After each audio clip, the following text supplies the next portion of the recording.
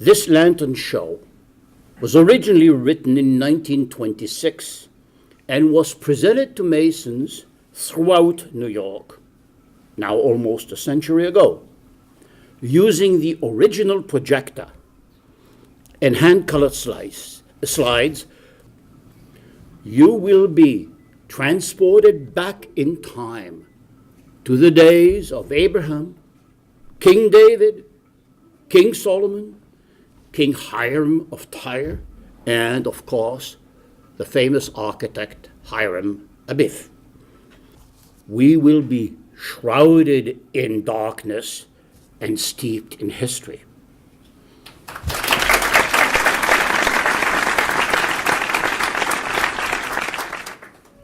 From time immemorial, the Bedouin nomads on the desert plains have been wont to gather in such picturesque groups as this, and listen, enthralled to the vivid word pictures of their storytellers. Indeed, the history of mankind first took form in storytelling, and the early stories of the Bible itself came thus into being. Among the favorite themes are marvelous tales of the life and reign of King Solomon. Part of the entered apprentice degree in the old operative lodges was a legendary history of the craft, beginning with the Garden of Eden. In this legend, Abraham, before leaving Ur, learned geometry and the arts of building. The first builders were descendants of Noah, who said to one another, "Let us build a tower whose top may reach unto heaven," and who had brick for stone and slime for mortar. This mound, on the site of the ancient city of Ur, the hometown of Abraham, confirms this method of building. The first inhabitants of Ur reared their temples by means of ascending terraces, so as to form artificial mountains. They placed the sacred shrine upon the topmost stage to bring them into closer communion with their gods. These temples, as illustrated in this restoration of the palace and sanctuary of Sargon II, were called ziggurats, a word equivalent to skyscraper.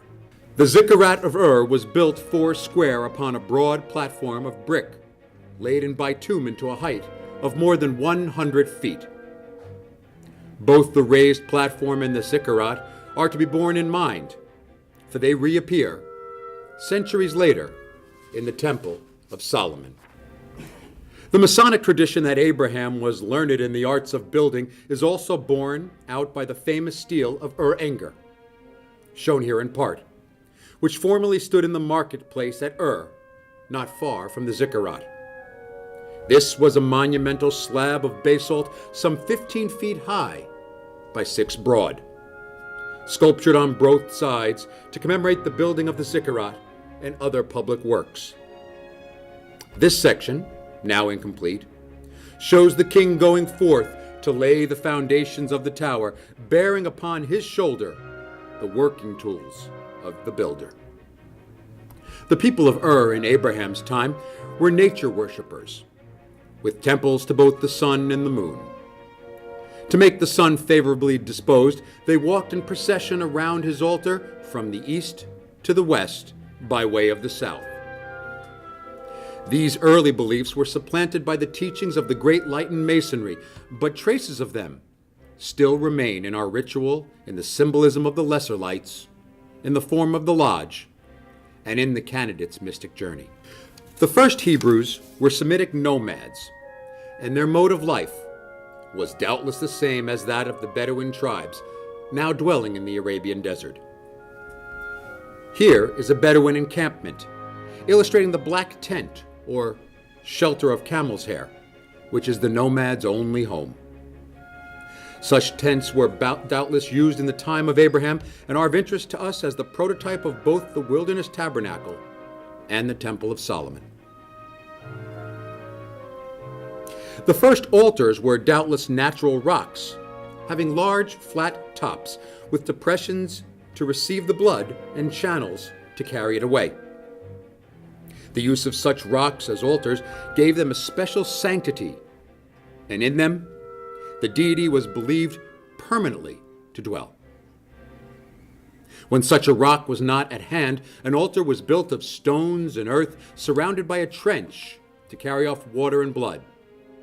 Such were the altars built by Noah, Abraham, and other patriarchs. This change from natural to artificial altars marked a great step in advance in the Semitic religion. It implied a belief that the deity would come and reside in an object selected for him by his worshippers.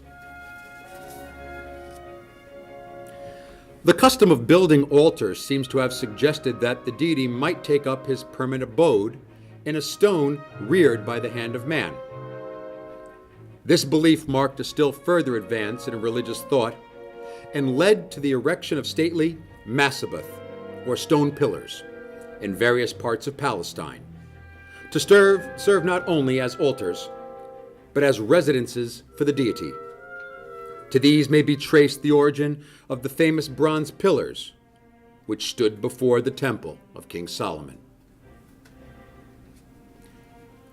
As Abraham returned in triumph from the rescue of his nephew Lot, who had been captured by desert nomads, he was met by Melchizedek near Mount Moriah, famed in song and story, where in after ages the Temple of Solomon was destined to arise. Melchizedek, priest of the Most High God, blessed Abraham and offered him a tithe of all the spoil. The tradition of the dramatic meeting of these two ancient leaders suggests that both may have caught some gleam of the faith in one God, which was destined to be established upon this sacred and historic spot. When commanded by Jehovah to sacrifice his son, Abraham journeyed to the land of Moriah and there built himself an altar. An unbroken tradition identifies Mount Moriah as the site of the ancient city of Jebus, the home of Melchizedek, and the altar of Abraham as the sanctuary which became the site of King Solomon's temple. A severe drought in the hill country of Judea drove Abraham for succor to the fertile and well-watered plains of Egypt. Here he was received by the reigning Pharaoh and became familiar with Egyptian ideas and practices. Upon his return, we find him purchasing the cave of Machpelah as a burial place for himself and his descendants. The custom of cave burial was universal among the Hebrews, and is of curious interest to us because it may have been the origin of the most sacred place in the Temple of Solomon, the Sanctum Sanctorum, or Holy of Holies. This view shows the tabernacle, an important link in the history of the Israelites since it was the substitute for the high places and other natural sanctuaries of Canaan. It was designed by Moses as a portable sanctuary, modeled upon the black tent of the Bedouins, but glorified under the influence of Egyptian ideas into a sacred shrine. In a word, the tabernacle was a tent converted into a temple. The plan of the tabernacle is of interest to Masons, not only because it was the same as that of King Solomon's temple, but also because it was emphatically designed upon the square. The tabernacle was itself an oblong square, surrounded by an enclosure of the same shape called the court. The court consisted of 2 squares, the tabernacle of 3. The height of the tabernacle to the eaves was precisely equal to its width, so the internal space consisted of 3 perfect cubes. The court of the tabernacle was composed of curtains suspended from pillars, the entrance being enclosed by hangings of fine twisted linen. The court was always pitched east and west, with its entrance toward the east. The easterly square, nearest the entrance of the court, was open to worshippers. In the center of this square stood the substitute for the ancient stone altar, a hollow chest built of acacia wood covered with bronze. This was the center of the national worship. In the midst of the second square of the court stood the tabernacle, also facing the east. Entering the sacred enclosure from the east, one first beheld the altar of holocaust. Next, a brazen laver containing water for the purpose of ceremonial purification. Then, the entrance to the tabernacle itself. The tabernacle had two sections, namely the holy place and the most holy place, or Holy of Holies. The first consisted of two squares 20 feet wide by 40 feet long and contained the altar of incense, the golden candlestick, and the table of showbread. The second consisted of a single square of 20 feet. This contained the Ark of the Covenant and the cherubim. The entire mechanism was designed like the series of rooms in Egyptian cliff tombs and the lengthy halls of the Egyptian temples to impress the worshiper who should approach the most holy place with an ever-deepening sense of mystery and awe. Upon the third square of the tabernacle, corresponding to the burial place in ancient tombs and the inner area of the Egyptian temples, was erected a cube, the most perfect of all forms of magnitude, to symbolize the heaven of heavens. This was cut off from the holy place by a heavy hanging called the veil, to symbolize the sacredness and mystery of deity. Thus the most holy place was shrouded in thick darkness. Here, in a peculiar sense, Jehovah was thought to dwell. The story of David, the son of Jesse, the shepherd boy, who became king of all Israel, is well known. Centuries had elapsed since Abraham and Lot first grazed their flocks and herds across the Judean hills, and other centuries since the Exodus from Egypt, when the boy David, tending his father's flocks near Bethlehem, saved the flocks from lions and bears. When the Israelites were under Joshua, they were still a loose aggregation of nomadic tribes. At the close of the reign of David, we find the tribes united under a single organized government with autocratic powers. One day, according to the Bible, King David beheld the destroying angel standing upon Mount Moriah, sword in hand, ready to smite Jerusalem with pestilence. At David's prayer, the Lord stayed his arm. In thanksgiving, David bought from Ornan, one of the chief men of the Jebusites, a threshing floor upon the summit of Mount Moriah, and there, upon the altar of Abraham, offered sacrifice to the Most High. Recognizing the unrivaled advantages of this location, King David determined to build upon it a great temple to Jehovah. One day, as David sat with the prophet Nathan, David realized that, while he dwelt in a house of cedar, the Ark of the Covenant of the Lord remained behind curtains. Thereupon, he began the preparations for the building of the temple that occupied the remainder of his life. But the word of the Lord came to David, saying that because he had made great wars and had shed blood abundantly, the honor of building the Lord's house was withheld from him, and granted to a son who should be a man of peace, and to whom the throne of Israel should belong forever. So David regretfully gave up his great ideal of building a house to Jehovah, exceeding magnificent of flame and glory throughout all countries, and when he was old, committed to Solomon his plans for the temple, invoked for him the aid of deity and the help of the princes of his people, and made him king over all Israel. The plans of David and Solomon for building the temple, especially the famous treaty between King Solomon and King Hiram of Tyre, are of peculiar interest to Freemasons because they introduce the heroic figures of our three ancient operative Grand Masters and explain certain familiar incidents in the Masonic ritual. According to some scholars, 4 Hirams of Tyre are mentioned in the Bible in connection with the temple. 2 were kings of Tyre and 2 were artisans, both pairs being father and son. The elder king Hiram, who helped David build his first palace, died about 7 years before the ascension of Solomon. It was another King Hiram, his son, who sent an embassy to Solomon and agreed to supply the cedar lumber of Lebanon in exchange for wheat and olive oil. The cedar timber for the temple was felled on the summit of Lebanon by the servants of Solomon and Hiram, and thence hauled down by ox carts to the sea. From earliest times, the cedars that grew on the summit of Lebanon were highly prized for building purposes. The Egyptian kings, for example, were accustomed to secure supplies of this precious timber, the attractive color and sweet odor of which made it especially appropriate for interior temple decoration.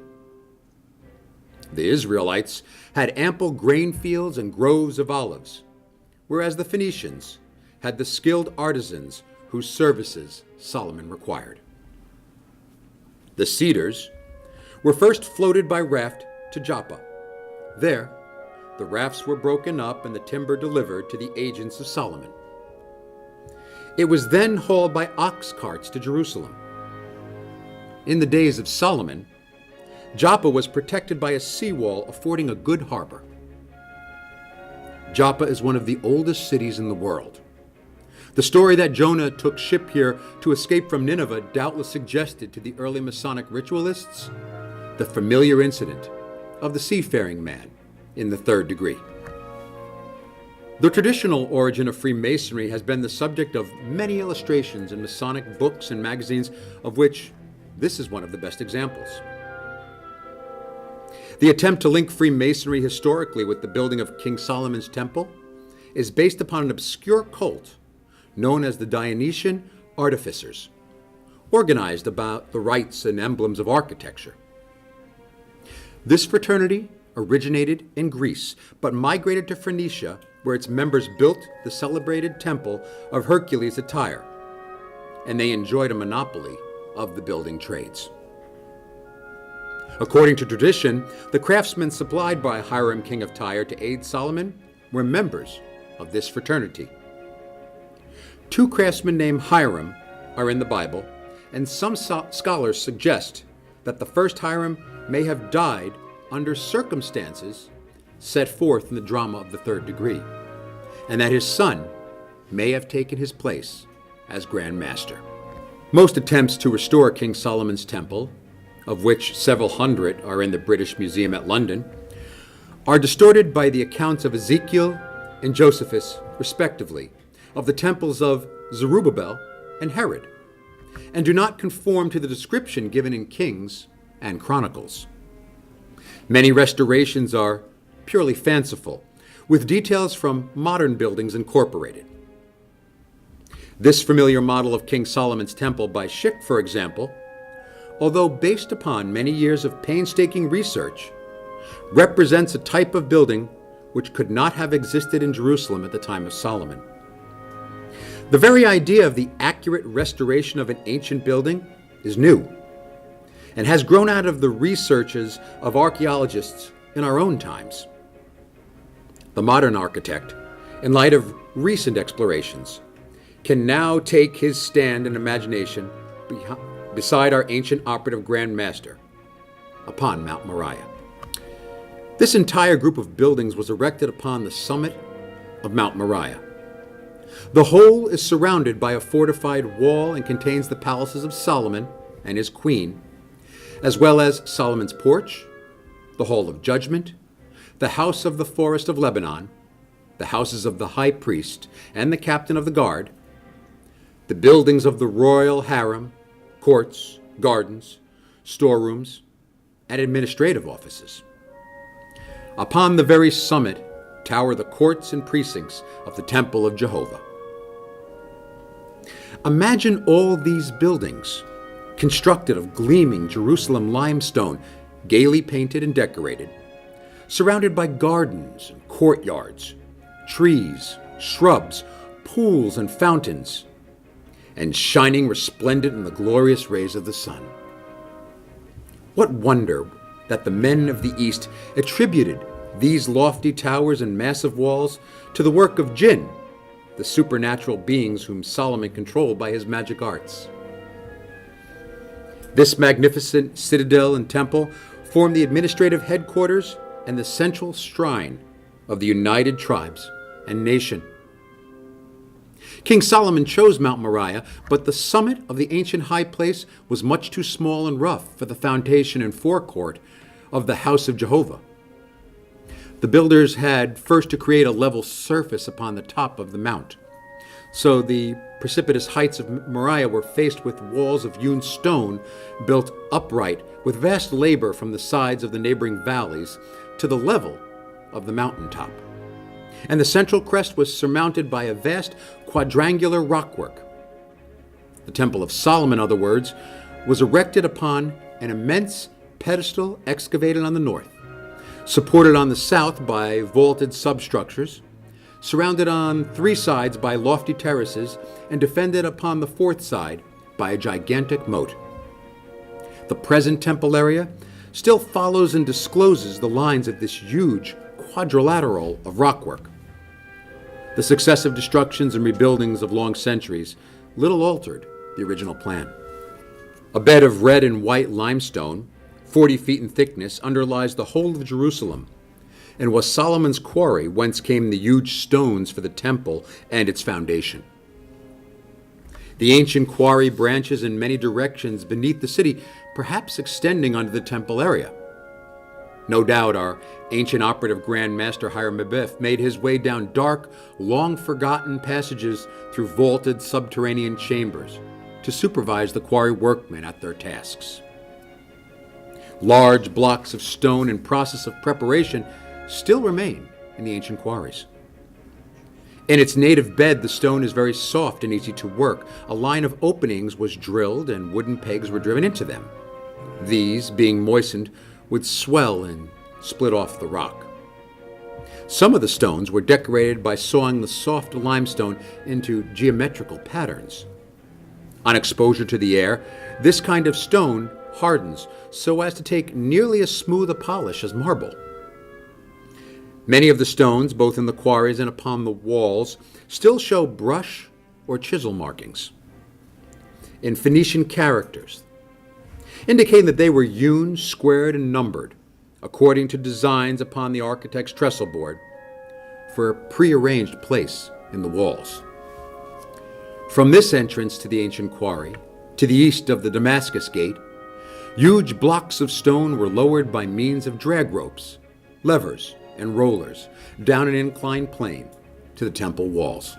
This is the architect's ground plan of the complete restoration of King Solomon's citadel, erected on the slopes of Mount Ophel between the city of David and Mount Moriah. The winding roadway from the city of David leads to the entrance gate at the southwest corner of the citadel. The first building is the house of the captain of the guard. To the east of the square is the Palace of Solomon, surrounded by the royal harem buildings. The palace of Solomon's queen, a princess of Egypt, is to the west. Following the roadway, we enter a second square where we find Solomon's porch, his judgment hall, and the lofty palace of the house of the forest of Lebanon. Further on, we find the palace of the high priest and the entrance to the sacred enclosure of the temple and its forecourt, which occupies the entire northern terrace of the sacred mount.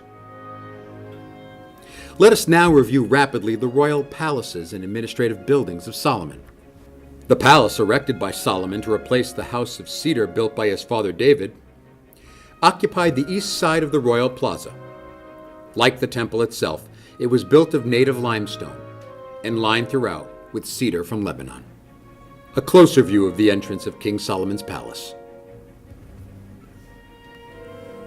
A banqueting scene in the royal palace depicting the reception accorded such distinguished guests as the Queen of Sheba.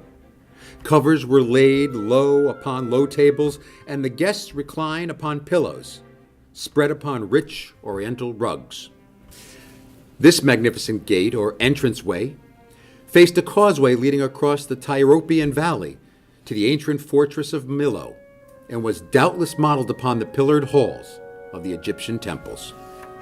Opposite the porch of pillars in the midst of luxuriant gardens stood the judgment hall of him who is called the wisest ruler of all times. As in all Eastern palaces, the hall where Solomon mounted his splendid throne of ivory and gold to give judgment on Israel was an open porch in front, of which all might pass who wished to see or be seen by the monarch. The house of the forest of Lebanon was doubtless modeled upon the enclosed pillared halls of the Egyptian temples. It contained, ranged in 4 rows, 60 pillars of cedar, a wood which is practically indestructible except by fire.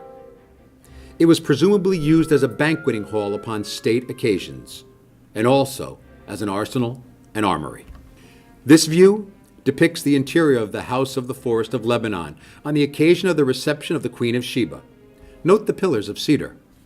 We now approach the great gateway, leading to the outer court of King Solomon's temple, where throngs of worshippers are entering to perform their devotions and partake of the temple sacrifices.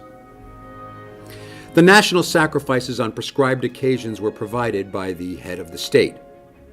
The most holy things, such as all meal offerings, sin offerings, and guilt offerings, were eaten by the priests alone, without leaven, within the inner court beside the altar. The peace or thank offerings by individual worshippers might be eaten by the laity in any clean place within sight of the altar or temple. Hence, open, unroofed colonnades were erected upon the outer courts and provided with eating tables at which all comers were free to take their places at the feast.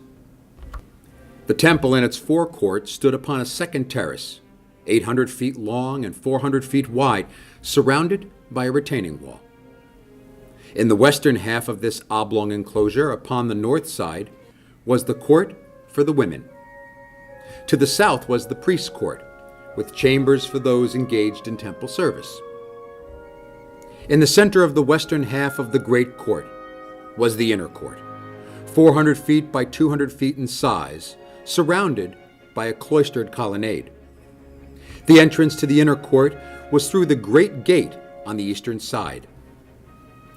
In the center of the eastern half of the inner court stood the great altar of burnt offering.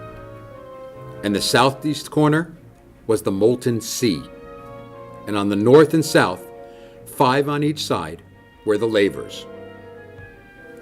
The western square of the inner court contained the house, or holy and most holy places, surrounded by a series of chambers. The approach to these sacred precincts was through the great porch, rising to a height of 240 feet. This side elevation, from the architect's working plans, shows the general appearance of the house of Jehovah as it was seen from the city of Jerusalem. In the center of the eastern half of the inner court stood the great altar of burnt offering. No temple enclosed the altars erected by the patriarchs, and likewise the altar of holocaust of the Temple of Solomon stood in the open court before the porch of the temple, and not within the house of God itself. The altar of Solomon was of hollow bronze and resembled the altar of the tabernacle, but was much larger, the base being 40 feet square by 20 feet in height.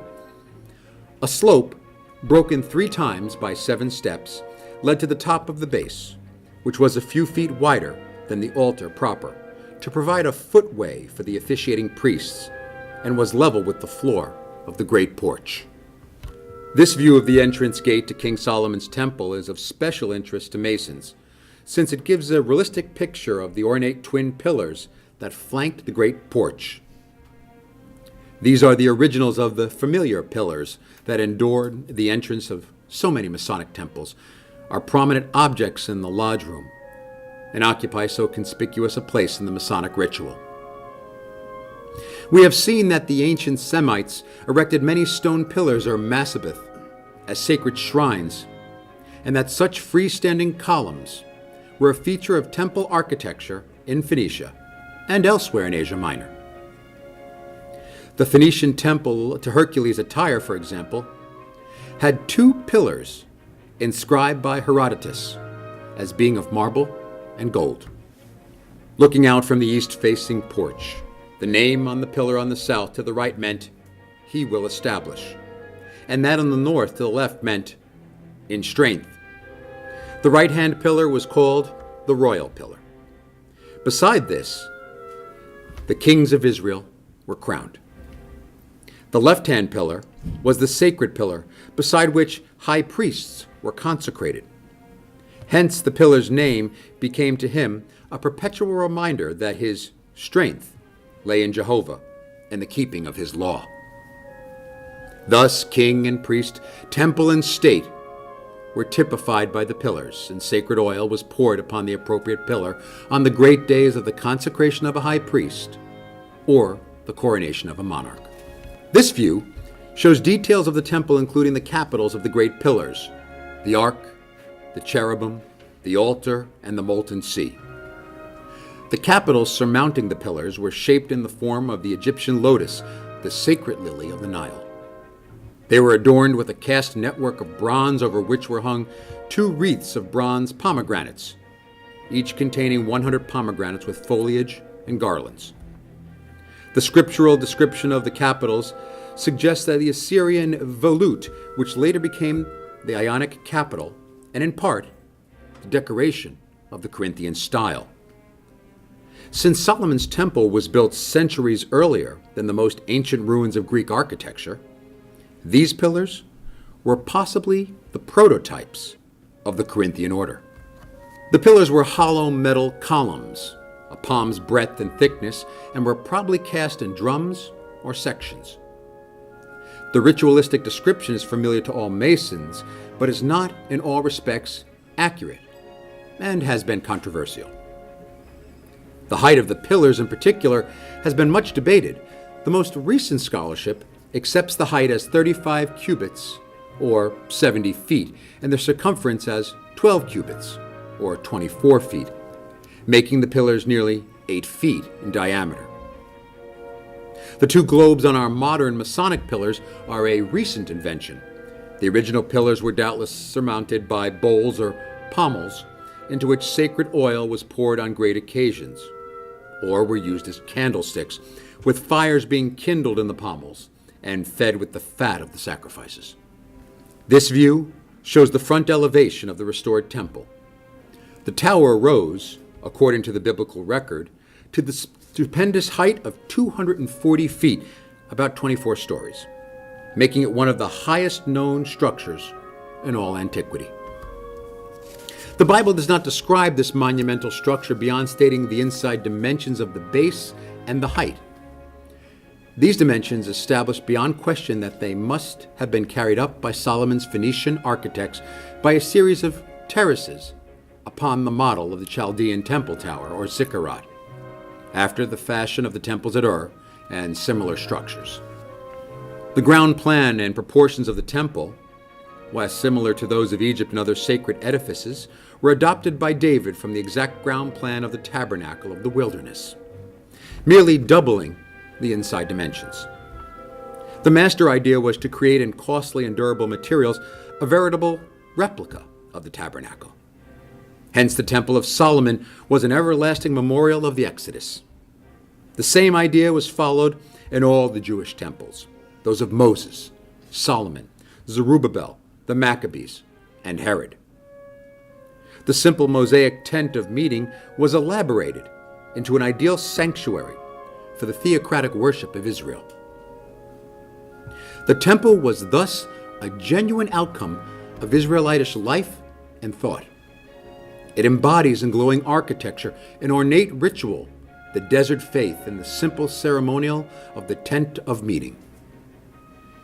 As the wealth of the world flowed into the coffers of the great king and was used to erect to Jehovah this grand and gorgeous creation fit for the manifestation of his presence, forest, quarries, and mines alike contributing of their wealth, the temple became the pride and strength of Israel and the delight of its eyes. In the end, it strengthened enormously the dynasty of David and established Jerusalem as the central shrine of Judaism. The temples of antiquity, it must be remembered, were not places of assembly like the modern synagogue or church, or the Masonic lodge. but shrines to the Most High. The altar under the open sky was the place of devotion about which the worshippers assembled. The temple was emphatically the dwelling place of the deity himself. In a word, Jehovah was conceived as occupying, most literally, his temple. Therein he dwelt, smelled the smoke of the sweet incense and burnt offerings, and fed upon the show bread and the meat and fat of the sacrifices. Although Jehovah was deemed to occupy the whole house, the Holy of Holies was his abiding place. Indeed, the whole temple, with its forecourt and its massive pediment, was looked upon as being merely an approach to the Holy of Holies. Only the high priest might enter here, and that but once a year, upon the great day of atonement. The Holy of Holies, corresponding to the inner chamber of the Egyptian and Assyrian temples, was the inmost shrine where the Ark of the Covenant rested in darkness between the wings of protecting cherubim. The Lord had said that he would dwell in thick darkness. Hence, the holy place was shrouded in impenetrable gloom, lit only by the Shekinah, the dwelling or settling of the divine presence. No artificial light or ray of sun, moon, or star being suffered to mingle with that uncreated radiance. King Solomon's temple crowned the sacred crest of Mount Moriah and faced the east. The pedestal of terraced rockwork and the towering porch were suggested by the temple mound and terraced ziggurat of Ur in Chaldea, the home of Abraham. The ground plan of the court and temple was based upon the tabernacle, the simple outline of the Bedouin tent developed, under the influence of the Egyptian temple, into a place of worship. The Holy of Holies was a glorification of the tomb of Abraham in the cave of Machpelah, as influenced by the cliff tombs of Egypt. The two famous pillars standing before the porch were Semitic masabeth, modeled after the twin pillars of Phoenician temples. Made of polished red and white limestone, like purest marble, glistened the temple's broad porticos, spacious courts, and lofty towers. The whole facade is golden. Roofs, walls, towers, inner walls and floors of the great porch, vast double doors, even the very hinges, all are overlaid and embossed with burnished gold. Twin pillars of ornate bronze flank and decorate the massy doors. Midway, the court, the altar of Holocaust, with all its accessories, glows in glittering bronze. Rising thus out of its vast pedestal from the summit of the sacred mount, bold and majestic against the clear blue sky, the acme of human workmanship and of ornate magnificence, this stately edifice, the regal splendor and shining luster of which surpasses imagination, rich in mysticism, veiled in mystery, attained perfection as a shrine of the Most High. To its contemporaries, it was a vision of beauty and splendor. Its memory still lingers in men's minds as a prototype of the temple of human brotherhood, upon which all good men and masons labor, as a dream of that spiritual temple, not made with hands, eternal in the heavens, to which all good men and masons aspire. After 30 centuries, the Temple of Solomon, symbol of peace on earth and goodwill among men, still glows sublime and triumphant in the eastern heavens like a guiding star.